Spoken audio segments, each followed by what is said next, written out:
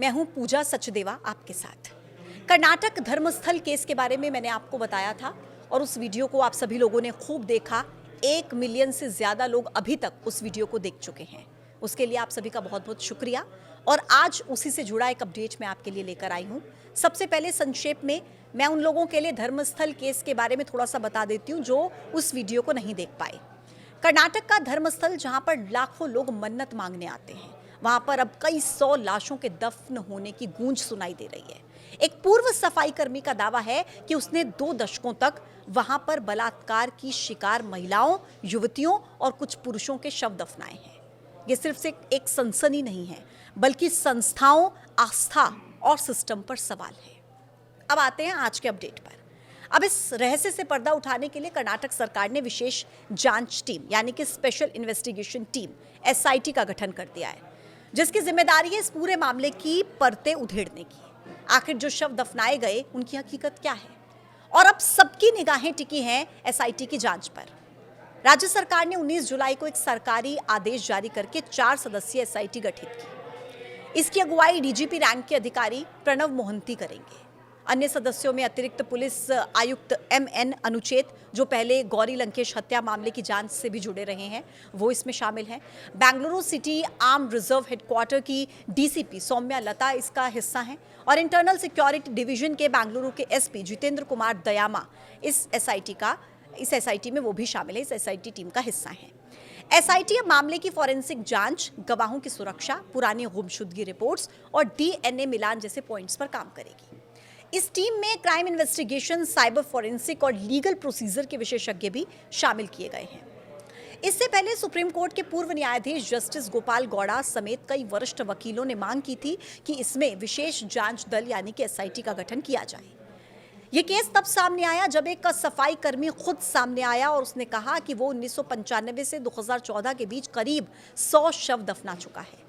धर्मस्थल की एक प्रतिष्ठित धार्मिक संस्था में काम कर चुके इस व्यक्ति ने 12 जुलाई को बेलथांगड़ी तालुका के न्यायाधीश के सामने BNSS की धारा के तहत विवरण दर्ज कराया। उसने दावा किया कि उसे पहले जान से मारने की धमकी दी गई थी, इसलिए अभी तक वो चुप रहा था।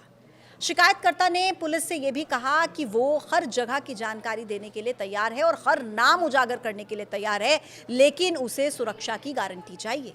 उसने बताया कि उस पर कैसे दबाव बनाया गया था। उसकी अंतरात्मा चीत्कार करती रही और अब उसे पछतावा हो रहा है। जिस सफाई कर्मी ने यह शिकायत दर्ज कराई है, सुरक्षा कारणों की वजह से उसकी पहचान उजागर नहीं की गई है। बस इतना बताया गया है कि वो धर्मस्थल में सफाई कर्मी के तौर पर एक वक्त पर काम करता था। यह मंदिर दक्षिण भारत का एक प्रमुख धार्मिक स्थल माना जाता है, जिसकी स्थापना करीब 800 साल पहले हुई थी। ये एक शैव मंदिर है जहां पर वैष्णव परंपरा के पुजारी होते हैं और इसका प्रबंधन जैन वंशजों के हाथ में है। इस घटना के बाद एक महिला भी सामने आई है जिनकी बेटी 22 साल पहले गायब हो गई थी, जो कि मेडिकल छात्रा थी। उनका कहना है कि अगर उन दफन लाशों में उनकी बेटी है तो वो DNA जांच के लिए तैयार है। ये मामला अब सिर्फ एक जांच का नहीं है, बल्कि उन सैकड़ों परिवारों की उम्मीद बन चुका है जिन्होंने कभी अपने अपनों को खोया और आज तक जवाब नहीं मिला कि उनके अपने गए कहां पर। इस मामले ने तब और तूल पकड़ा जब कर्नाटक राज्य महिला आयोग की अध्यक्ष नागा लक्ष्मी चौधरी ने सरकार को एक लेटर लिखा।